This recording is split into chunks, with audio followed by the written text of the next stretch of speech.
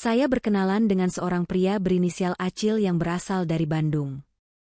Kami mulai menjalin hubungan yang serius setelah beberapa bulan berkenalan. Suatu hari, Acil mengungkapkan rasa kecewanya terhadap saya dan mengajak saya ke rumahnya di Bandung untuk bertemu keluarganya. Sesampainya di rumahnya, saya disambut dengan tangan yang tidak diulurkan oleh orang tua Acil saat saya mencoba berjabat tangan. Merasa canggung, saya menurunkan tangan dan menundukkan kepala. Kemudian, Acil dipanggil oleh keluarganya untuk masuk ke dalam rumah, meninggalkan saya sendirian. Rasa penasaran mendorong saya untuk mendengarkan percakapan mereka dari balik pintu. Saya mendengar percakapan yang mengecewakan dan merendahkan dari keluarganya tentang diri saya. Mereka mempertanyakan asal-usul saya, pekerjaan saya, dan mempertanyakan bibit, bebet, bobot saya. Orang tua Acil seolah-olah merendahkan saya dan tidak menerima saya. Saya merasa sangat sakit hati dan akhirnya memutuskan untuk pergi tanpa pamit. Saya langsung naik motor dan meninggalkan rumah Acil. Saat saya melihat ke belakang melalui spion motor, saya melihat Acil mengikuti saya sampai ke Cirebon, di Kedaung. Di sana, saya memberhentikan motor dan berbicara dengan Acil. Saya mengatakan bahwa hubungan kami cukup sampai di sini saja, karena saya merasa sangat kecewa dengan dia dan keluarganya. Selain itu, saya merasa dibohongi karena sebelumnya Acil tidak pernah mengungkapkan bahwa dia adalah seorang duda yang bercerai akibat kehadiran orang ketiga, seperti yang diungkapkan oleh keluarganya. Merasa sudah tidak bisa lagi mempercayai Acil, saya memutuskan untuk pergi dan meminta Acil untuk kembali ke Bandung. Setelah putus dengan Acil di Kedaung, saya kembali ke rumah ibu saya bersama anak saya. Di sana, saya merenung dan menyadari bahwa tabungan saya semakin menipis. Hanya tersisa 3 juta rupiah di buku tabungan saya, dan saya tidak tahu harus berbuat apa.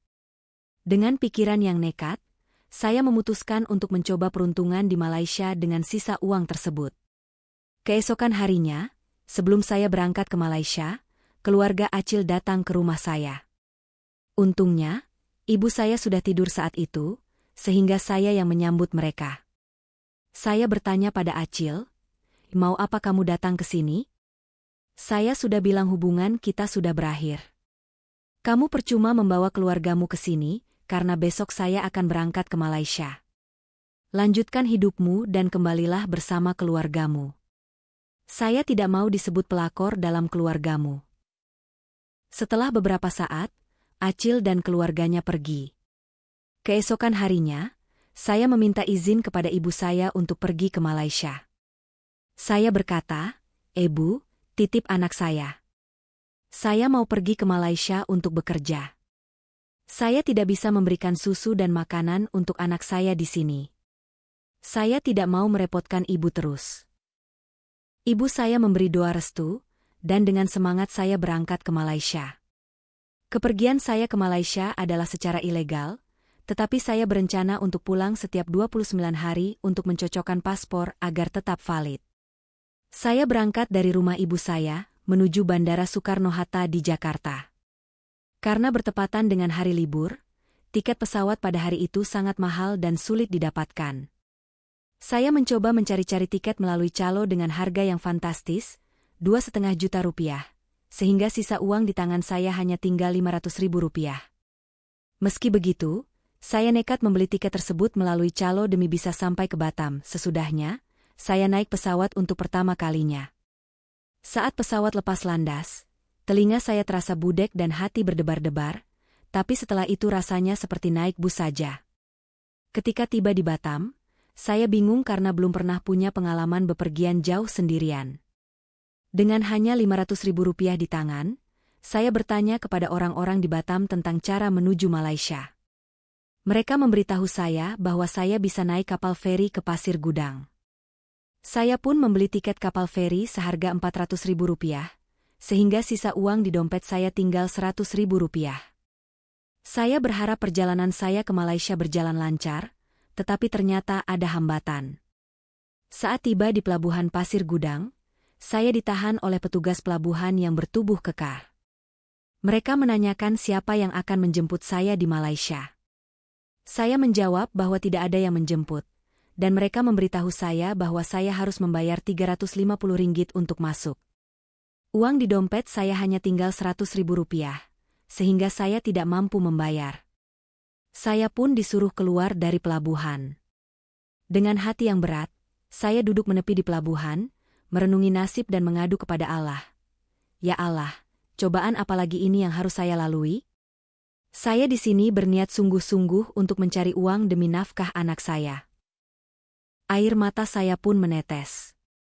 Tidak lama kemudian, seorang wanita bernama Mbah Heni, asli dari Surabaya, menghampiri saya. Dia bertanya, awak duduk kemana?" Saya menjawab, saya duduk di sini."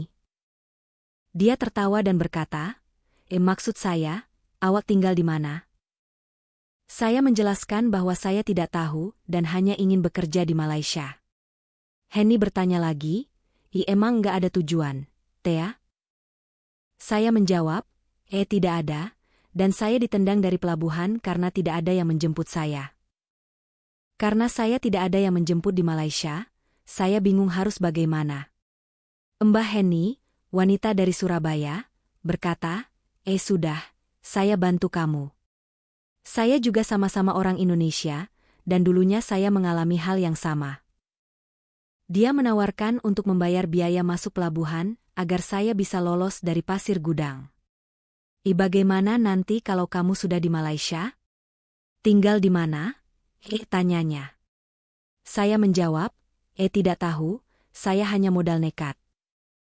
Heni kemudian berkata, sekarang tinggal bersama saya di apartemen. Kamu mau kerja di mana? Saya kembali menjawab, tidak tahu.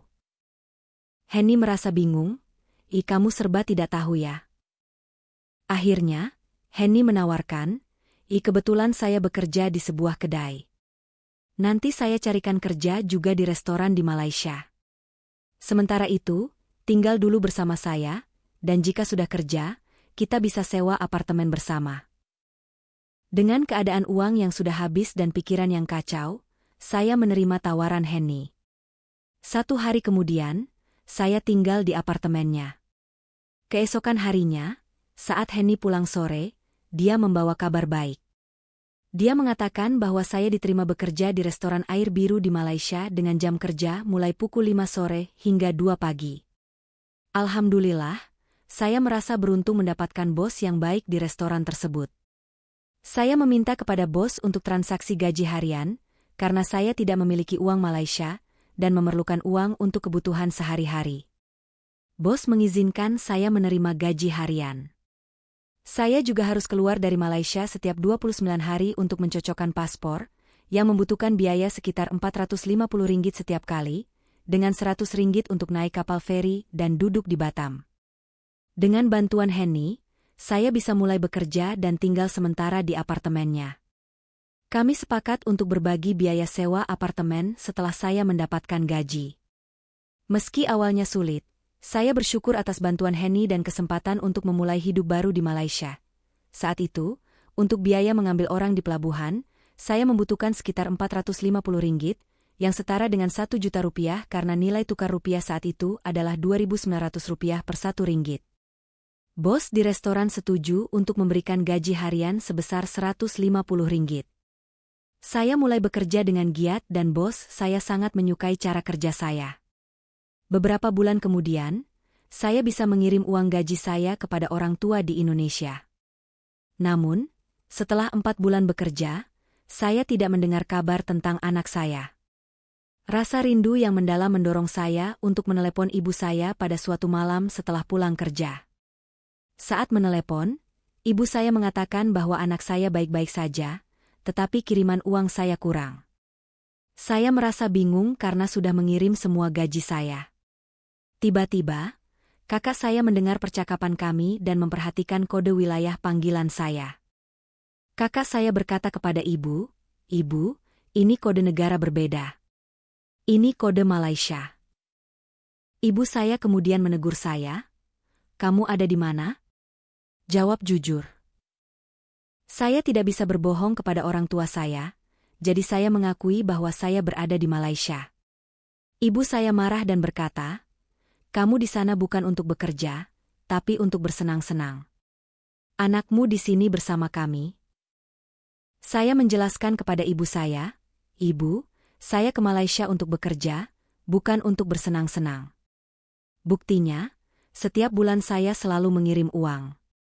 Jika saya bersenang-senang di Malaysia, mungkin saya tidak bisa mengirim uang untuk ibu dan anak saya. Ibu saya tetap bersikeras, pulang kamu sekarang. Namun, saya tidak memiliki cukup uang untuk pulang karena semua gaji saya sudah saya kirimkan. Dalam keadaan putus asa, saya melihat judi angka yang legal di Malaysia. Dengan sisa 10 ringgit di dompet, saya memutuskan untuk mencoba peruntungan terakhir saya dengan memasang taruhan. Saya berada di situasi sulit, memikirkan apakah harus memasang taruhan atau tidak. Jika saya tidak memasang taruhan, saya tidak akan punya uang untuk pulang. Namun, jika saya memasang dan kalah, saya tidak akan punya uang untuk makan keesokan harinya. Pikiran berkecamuk di benak saya, tetapi dengan tekad yang kuat, saya memutuskan untuk mencoba peruntungan. Saya memasang taruhan 10 ringgit dan berharap bisa mendapatkan keberuntungan. Ternyata, nomor yang saya pasang tembus 3 angka. Saya mendapatkan sekitar 4,5 juta rupiah. Di Malaysia, nomor pemenang judi biasanya diumumkan di toko-toko, sehingga saya bisa mengecek nomor saya dengan mudah. Rasa putus asa dan teguran keras dari ibu saya mendorong saya untuk melakukan hal ini, dan akhirnya, saya berhasil. Saya menukarkan tiket kemenangan saya dan kembali ke apartemen. Saya memberitahu Mbak Henny, Mbak, besok saya izin sama bos untuk pulang ke Indonesia karena ibu saya marah-marah. Saya datang ke sini tanpa izin dan sekarang saya harus pulang. Mbak Henny berkata, besok pagi kamu bicara sama bos. Kalau sudah dapat izin, langsunglah pulang ke Indonesia. Keesokan harinya, saya bertemu dengan bos di restoran dan meminta izin untuk pulang. Bos berkata, kamu tidak perlu lama-lama di Indonesia. Nasib restoran ini bagaimana kalau kamu pergi lama? Masakanmu paling enak dibanding yang lain. Alhamdulillah, saya diberi izin oleh bos dan pulang dengan lancar. Saya naik pesawat dari Malaysia dan tiba di bandara di Indonesia. Dari bandara, saya naik bis menuju ke Daung dan menelepon tante saya untuk menjemput. Tidak lama kemudian, tante saya datang dan kami pulang ke rumah ibu saya. Sesampainya di Jawa, saya melihat ibu saya sedang belanja sayuran dengan kereta dorong. Saat motor yang kami tumpangi melaju pelan, tante saya berkata, "Ibu, ini Dewi sudah balik." Ibu saya yang tidak menyangka, langsung menarik saya dari belakang hingga saya jatuh dari motor. Banyak orang melihat dan saya merasa sangat malu.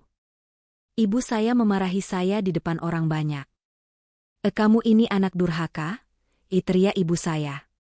Saya merasa sangat malu dan marah, sehingga saya lari pulang ke rumah dengan penuh amarah. Saya menendang pintu bak saat tiba di rumah. Tak lama kemudian, ibu saya menyusul dan berkata, "Kamu malah merusak pintu. Pintu itu tidak salah, kenapa kamu tendang?" Saya menanggapi dengan tegas, Ibu, tanya dulu baik-baik sebelum asal menuduh. Apalagi menarik saya sampai jatuh di depan orang banyak. Harga diri saya di mana, Bu?" "Saya capek. Ibu menyuruh saya pulang dan saya pulang." Ibu tidak tahu bagaimana perjalanan saya ke Malaysia dan betapa sengsaranya saya di sana. Bahkan untuk pulang ke Indonesia pun saya harus berjuang. Ibu tidak pernah tanya apa-apa tentang saya, tidak tahu saya berhubungan dengan siapa, dan tidak peduli dengan keadaan saya. Mendengar penjelasan saya, ibu saya akhirnya meminta maaf. "Maafkan ibu, Nok. Ibu salah." Saya mulai bercerita tentang pengalaman saya di Malaysia. "Ibu, untung anak ibu ini tidak gantung diri karena putus asa dan sakit hati. Keluarga orang Bandung itu menghina saya, mempertanyakan bibit bebet bobot saya. Ibu tidak pernah tahu nasib anaknya, tidak pernah bertanya siapa yang saya temui atau jalan dengan siapa." Ibu saya mulai memahami situasi saya dan menyuruh saya untuk istirahat. Anak saya sedang bermain di luar, jadi saya belum bertemu dengannya. Sore harinya, Saat saya bangun, saya melihat anak saya yang berusia 2 tahun. Saya sangat senang melihatnya, meski pikiran saya masih lelah dan pusing. Saya menggendong anak saya, memeluk dan menciuminya. Anak saya lahir saat saya bercerai dengan bapaknya, dan saya membesarkannya seorang diri. Saat saya memeluk anak saya, air mata saya menetes. Saya merasa bersyukur kepada Allah, karena saya bisa membesarkan anak saya hingga usia 2 tahun dengan segala pengorbanan yang saya lakukan. Saya bekerja keras, termasuk menjadi penyanyi organ di Malaysia, demi anak saya. Saya berbisik kepada anak saya, "Maafkan Mama, Nak. Mama tidak sengaja meninggalkan kamu di sini. Mama pergi untuk mengadu nasib dan membesarkan kamu seorang diri." Saat saya memeluk anak saya, air mata saya menetes. Saya merasa bersyukur kepada Allah, karena saya bisa membesarkan anak saya hingga usia 2 tahun dengan segala pengorbanan yang saya lakukan. Saya bekerja keras, termasuk menjadi penyanyi organ di Malaysia, demi anak saya. Saya berbisik kepada anak saya, "Maafkan Mama, Nak. Mama tidak sengaja meninggalkan kamu di sini. Mama pergi untuk mengadu nasib dan membesarkan kamu seorang diri." Pagi itu, saya menangis sambil berbaring, merasa sangat putus asa karena tidak memiliki uang sama sekali. Sebagai perokok, saya mencoba meminta uang kepada ibu saya. "Ibu, bagi uang 10.000 rupiah dong," pinta saya. Namun, ibu saya dengan tegas menjawab, "Tidak ada." Memang, hubungan saya dengan ibu selalu bertolak belakang, sering berantem seperti anak tiri dan ibu kandung. Meski begitu, saya selalu mencoba mengalah. Saya merasa sangat kesal. "Ibu, uang 10.000 rupiah saja tidak ada? Padahal saya selalu kirim uang habis-habisan setiap bulan. Jajan anak saya saja tidak cukup 100.000 rupiah sehari." Saya bertanya sambil melotot, karena saya merasa jumlah itu sangat besar. Ibu saya menjawab dengan nada marah, "Kalau tidak ada, tidak ada." Saya pun terdiam, merenung di pojok ruangan. Ya Allah, begini nasib orang yang tidak punya uang. Saya mati-matian kerja di Malaysia dan kirim semua uang ke sini. Saat saya minta 10.000 rupiah saja, ibu tidak mau memberi. Akhirnya, dengan tekad yang kuat, saya memutuskan untuk pergi ke rumah sahabat saya yang kembar. Saya menangis dan menceritakan semua yang terjadi. Kenapa kamu menangis?" tanya sahabat saya. Saya menjawab, Kenapa hidup saya selalu begini? Saat saya tidak punya uang, keluarga selalu memusuhi saya. Tapi saat saya punya uang, mereka mendekati saya. Saya capek terus-menerus dihina dan dipandang sebelah mata." Sahabat saya bertanya, Lalu, kamu maunya apa?" Saya menjawab dengan jujur, Saya ingin kaya, tapi modal saya tidak ada." Dengan polos saya menjawab, Tidak ada." Sahabat saya kemudian berkata, Kamu benar-benar ingin kaya?" Saya menjawab dengan tegas, Iya, apapun caranya, saya mau kaya." Sahabat saya memberi nasihat, "Sekarang kamu tenang dulu, pulang ke rumah. Besok pagi jam 7 kamu datang ke sini lagi." Saya tidak banyak bertanya saat itu. Yang ada di benak saya hanyalah keinginan untuk bisa kaya. Keesokan harinya, saya kembali ke rumah sahabat saya yang kembar. "Iang, saya mau dibawa kemana? Kamu janji bisa membuat saya kaya, kan?" tanya saya dengan penuh harap. Sahabat saya menjawab, Iya, cepat asal kamu punya tekad yang bulat. Nanti kamu akan tahu sendiri." Akhirnya, kami bertiga pergi bersama. Saya merasa penasaran dan bertanya-tanya kemana saya akan dibawa. Tunggu saja, nanti kamu juga tahu," kata mereka. "Yang penting kamu sudah bulat tekadnya untuk menjadi kaya." Tidak lama kemudian, kami tiba di suatu tempat. Saya bertemu dengan seorang kuncen yang turun dari biliknya yang agak tinggi. Kuncen itu bertanya, Kamu mau kaya dengan model apa? Kamu punya modal berapa?" Saya menjawab dengan jujur, Saya tidak punya modal apa-apa. Bahkan uang di dompet saja tidak ada. Kuncen itu menjelaskan, mahar di sini sebesar 1,7 juta rupiah untuk membeli sesajen. Saya melongo mendengarnya. Uang dari mana? Saya di sini mau kaya, bukan mau buang uang. Saya meminta waktu untuk berunding dengan teman-teman saya. Aang, kita ini mau jadi kaya atau buang uang? Tanya saya kepada teman saya yang kembar. Uang 1,7 juta dari mana? Dompet saya saja kosong. Aang berpikir sejenak, kemudian berkata, kamu jual saja gelangmu. Meskipun cuma dapat sekitar 850.000, itu sudah cukup untuk permulaan. Sisanya, kita bisa pinjam dari teman-teman. Aang kemudian menelepon dua temannya untuk meminta bantuan. Tidak lama kemudian, mereka datang dan kami berlima berunding. Si Dewi cuma punya modal 850.000 dari jual gelang satu-satunya. Sedangkan mahar untuk masuk gua 1,7 juta, jelas Aang. Setelah berdiskusi, kami sepakat untuk berbagi hasil nanti. Kami kembali kepada Kuncen dan bertanya, selain mahar, ada syarat lain tidak? Kuncen menjawab, ada. Kamu butuh pendamping karena kamu akan bersemedi dan harus diawasi, takut terjadi apa-apa. Salah satu dari kalian harus bersedia menjadi pendamping. Salah satu teman saya setuju menjadi pendamping. Setelah semua masalah selesai, saya berkata kepada Kuncen, besok saya akan datang lagi dengan membawa uang 1,7 juta untuk mahar masuk gua. Kami pun pulang. Aang mengingatkan, besok pagi-pagi kamu pergi ke toko emas dulu, terus kumpul di sini. Keesokan harinya, saya merasa gugup dan bingung bagaimana menjelaskan kepada ibu saya tentang kepergian saya lagi. Saya bingung mencari alasan, akhirnya saya memutuskan untuk sedikit berbohong. Ibu, saya pamit ya. Saya mau ikut teman mencari solusi cepat supaya kita cepat dapat jodoh. Cari teman yang bisa membantu kita biar cepat menikah, kata saya kepada ibu saya. Saya mengarang cerita tentang pergi ke Gunung Jati. Meskipun saya tahu berbohong itu dosa, tapi saya pikir lebih baik begitu daripada ibu saya marah. Saya pun pamit kepada ibu saya dan pergi ke toko emas. Saya menjual gelang dan mendapatkan 850.000, sesuai dengan perkiraan. Setelah itu, saya berlari ke rumah Aang. Kami berlima berkumpul dan segera berangkat ke tempat Kuncen.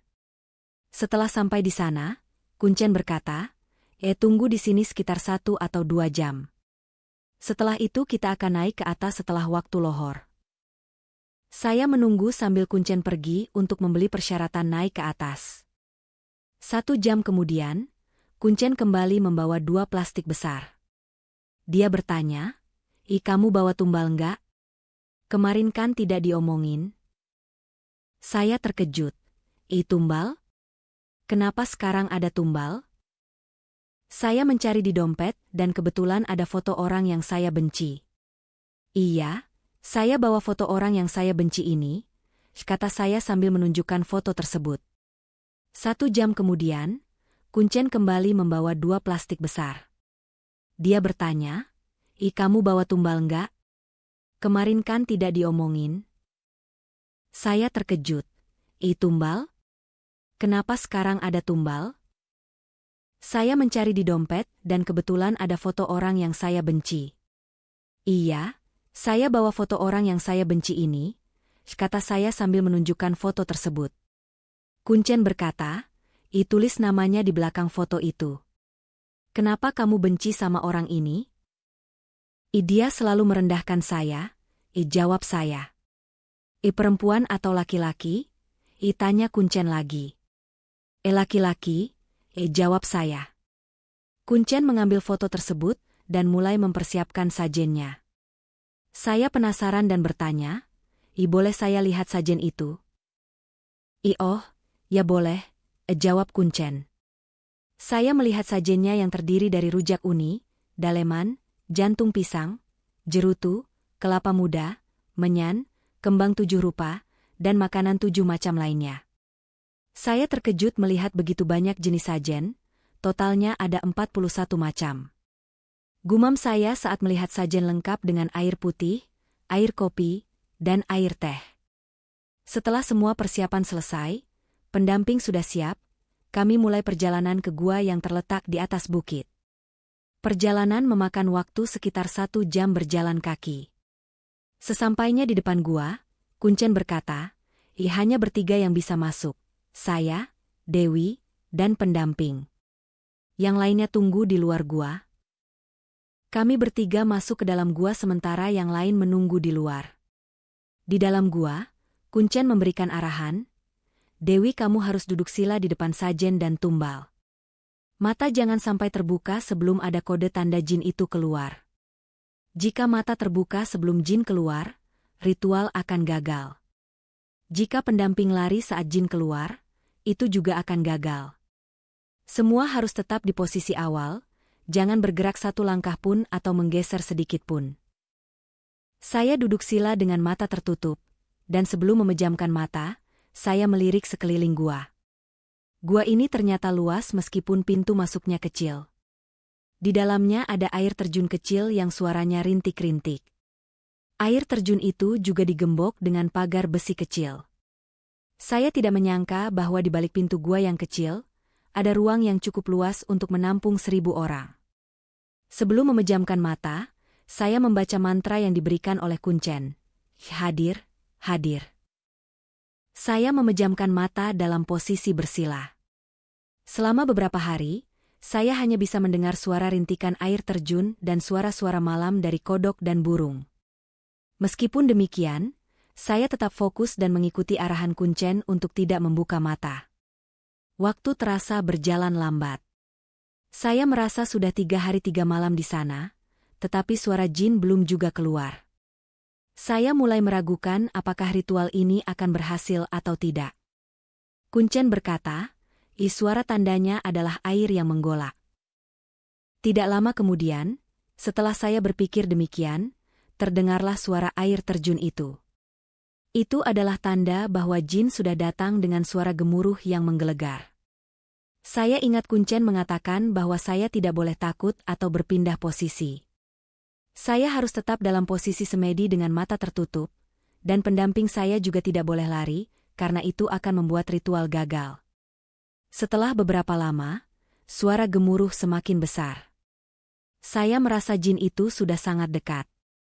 Kuncen mengingatkan saya, jika suara jin sudah datang, bukalah mata. Dengan perlahan, saya membuka mata yang sudah lama tertutup.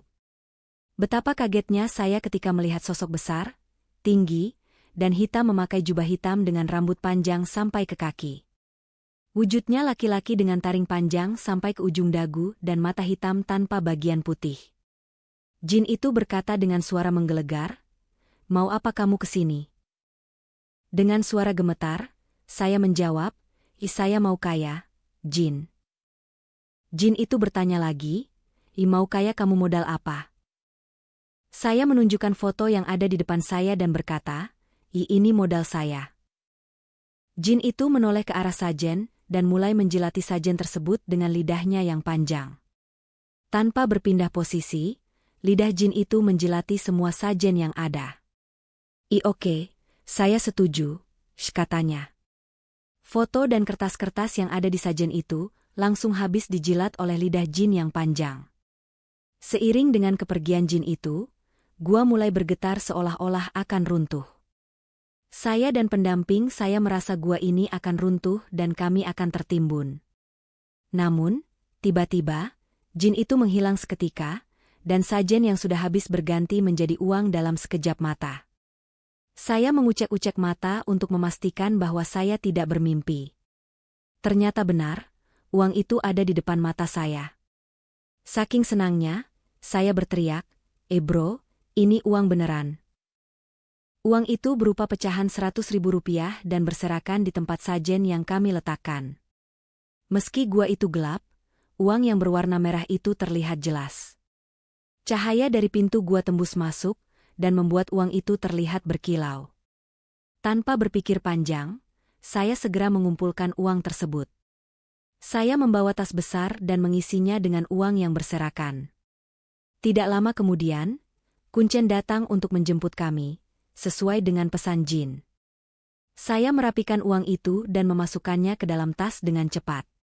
Setelah merapikan uang dan mematikan menyan dengan air, saya menunggu dijemput oleh Kuncen. Tak lama kemudian, 3 teman saya datang, dan kami keluar dari gua membawa uang yang belum kami hitung. Kami kembali ke tempat pertama kami berkumpul, yaitu rumah Aang. Perjalanan dari gua hingga ke rumah Aang memakan waktu beberapa jam, dan kami tiba sekitar pukul 4 pagi. Setibanya di rumah Aang, kami menghitung uang tersebut. Ternyata jumlahnya mencapai 700 juta rupiah. Teman-teman saya memutuskan untuk memberikan bagian terbesar kepada saya, karena saya yang menyiapkan tumbal dan menjalani ritual tersebut. Saya mendapatkan bagian sebesar 300 juta rupiah, sedangkan 4 teman saya masing-masing mendapatkan sekitar 100 juta rupiah. Pagi harinya, saya pulang membawa uang tersebut. Saya memutuskan untuk membeli mobil seharga 50 juta rupiah. Ibu saya tentu saja bertanya-tanya, "Ini anak beli mobil dari mana?" Saya menjawab, "Ada yang ngasih, Bu. Pas kebetulan ulang tahun saya." Saya berbohong dan mengatakan bahwa pacar saya yang memberi. "Itumben kamu punya pacar tajir," kata ibu saya. "Ikenalin dong sama ibu." Saya menjawab, nanti juga dikenalin, Bu," sambil tetap berbohong. Dengan uang tersebut, saya mengajak ibu dan anak saya jalan-jalan dan membeli berbagai kebutuhan. Saya menghabiskan sekitar 2 juta rupiah untuk jalan-jalan dan belanja bersama keluarga. Namun, seiring berjalannya waktu, dalam 3 bulan uang tersebut mulai habis. Saya sudah menghabiskan hampir 100 juta rupiah, dan masih memiliki sisa 200 juta rupiah. Namun, sejak saat itu, saya mulai mengalami berbagai kejadian aneh dan sial. Setiap kali saya hendak pergi, saya hampir mengalami kecelakaan. Anak saya tiba-tiba jatuh sakit dan meski dibawa ke rumah sakit, dokter mengatakan bahwa ia normal tanpa penyakit yang jelas. Suatu hari, mobil yang saya parkir di depan rumah hilang begitu saja. Padahal, di depan rumah ibu saya ada warung dengan banyak orang, namun tidak ada yang melihat kejadian tersebut. Saya melaporkan kehilangan mobil ke polisi, tetapi tidak ada yang bisa melacak keberadaannya meskipun saya menunjukkan surat-surat lengkap. Keanehan demi keanehan terus terjadi. Anak saya tidak sembuh-sembuh, dan berbagai kesialan terus menimpa saya. Saya merasa ada yang salah dengan uang yang saya dapatkan dari ritual tersebut. Selama sebulan penuh, saya mengalami kesialan yang tiada henti dan anak saya tidak kunjung sembuh. Saya mengalami pengalaman yang sangat aneh dan di luar nalar. Akhirnya, saya memutuskan untuk meminta bantuan seorang kiai. Saya mengakui semua yang telah saya lakukan, termasuk ritual pesugihan dan penggunaan tumbal. Kiai tersebut menyarankan saya untuk bertobat dan memusnahkan uang yang saya dapatkan dari hasil pesugihan. Saya membawa uang 200 juta yang tersisa ke kiai tersebut. Kiai menyuruh saya untuk membungkus uang tersebut dengan kain putih dan merobeknya menjadi sobekan kecil. Saya melakukan semua instruksi tersebut dengan ikhlas, meskipun berat hati. Kiai kemudian mendoakan air dan menyuruh saya untuk meminumkan air tersebut kepada anak saya. Alhamdulillah, setelah minum air itu, demam anak saya sembuh seketika. Setelah itu, saya disuruh membuang sisa uang yang sudah disobek-sobek ke laut lepas. Sebelum membuang uang tersebut, saya mengucapkan lafaz tertentu yang diajarkan oleh kiai. Saya mengikuti semua instruksi dengan penuh harap agar masalah saya segera selesai. Syukurlah, setelah semua itu, anak saya sembuh dan hidup saya kembali normal. Saya menyadari bahwa harta yang paling berharga adalah keluarga saya, terutama anak saya. Saya berjanji untuk tidak pernah lagi melakukan hal-hal yang tidak baik demi mendapatkan uang. Biarlah saya bekerja dengan cara yang halal dan bersyukur dengan apa yang saya miliki. Saya terus menyebut nama Allah sambil berjalan, dan motor terasa lebih ringan. Namun, di tengah perjalanan menuju laut untuk membuang uang pesugihan, saya hampir menabrak kuntilanak yang tiba-tiba muncul di depan saya. Motor saya terjatuh dan saya terhempas dengan luka-luka. Meski begitu, saya tetap bangkit sambil memegang erat tas berisi uang pesugihan. Saya terus berjalan tanpa berhenti, meskipun rasa takut menghantui. Setibanya di tepian kali, sekitar pukul 12 malam, saya memeriksa sekeliling untuk memastikan tidak ada orang yang melihat. Air sedang pasang, tapi lumpur terlihat surut. Saya harus memutuskan apakah akan melangkah ke lumpur untuk memastikan uang tenggelam, meski berisiko tenggelam sendiri. Dengan nekat, saya menggulung celana hingga lutut dan mulai melangkah ke dalam lumpur. Kaki saya masuk hampir sebatas betis, dan setiap langkah terasa semakin sulit. Sesuatu seperti menarik kaki saya ke dalam lumpur, membuat saya merasa terjebak. Namun, saya terus menyebut nama Allah, Subhanallah, Astagfirullahaladzim, dan akhirnya kaki saya bisa diangkat kembali. Saya melangkah terus hingga mencapai tengah kali. Di sana, saya mengingat ajaran Kiai untuk menyebut Bismillahirrahmanirrahim 7 kali. Dengan niat kuat untuk membuang uang pesugihan dan memutuskan hubungan dengan jin, saya berkata, saya niat buang uang pesugihan ini, memutuskan tali antara jin dengan saya, karena saya ingin hidup normal lagi tanpa gangguan. Saya membuang uang tersebut ke dalam lumpur. Bungkus kain putih berisi uang perlahan tenggelam, dan akhirnya hilang dari pandangan. Saya mengucap syukur, Alhamdulillahirabbil alamin, dan mengelus dada, merasa lega setelah melalui banyak rintangan. Saya pulang tanpa hambatan dan langsung menuju rumah Kiai. Di sana, saya melakukan salat taubat dan salat nasuha di masjid, dengan air mata menetes. Ya Allah, ini dosaku yang terbesar karena kehilafanku. Ampunilah aku. Saya akhirnya menyadari bahwa selama ini perbuatan saya salah. Dari pengalaman ini, saya memetik pelajaran penting, jangan sekali-kali melakukan pesugihan apapun. Meskipun awalnya tidak meminta tumbal dari anak atau orang-orang yang saya cintai, efek kedepannya pasti ada. Jin itu akan memakan korban dari keluarga kita jika kita tidak segera memutuskan hubungan pesugihan tersebut. Saya tobat dan menangis memohon ampun kepada Gusti Allah. Teman-teman, saya juga mendengar nasib orang-orang yang menerima uang pesugihan itu. Ada yang meninggal, baik itu orang dewasa maupun anak-anak, dan ada juga yang mengalami kecelakaan atau menjadi cacat. Kenapa saya tidak diingatkan waktu mau membuang uang atau memutuskan pesugihan itu? Saya lupa, karena saat itu pikiran saya hanya tertuju pada anak yang sakit. Setelah bertobat, saya langsung mengunjungi rumah mereka dan mendengar tentang kejadian-kejadian tragis yang menimpa mereka. Namun, ada beberapa yang masih selamat. Saya arahkan mereka untuk bertaubat, seperti yang saya lakukan. Dari 4 orang yang terkena dampak, hanya 3 yang tersisa. 1 dari mereka cacat, sedangkan 2 lainnya terus-menerus mengalami kesialan. Orang ketiga ini, karena uangnya habis berbeda dengan saya, dia melakukan tobatnya dengan cara yang berbeda. Tobat mereka memang hanya mereka dan Kiai yang tahu pasti. Tentang mobil yang saya gunakan, sampai saat ini belum ditemukan. Mobil tersebut hilang begitu saja.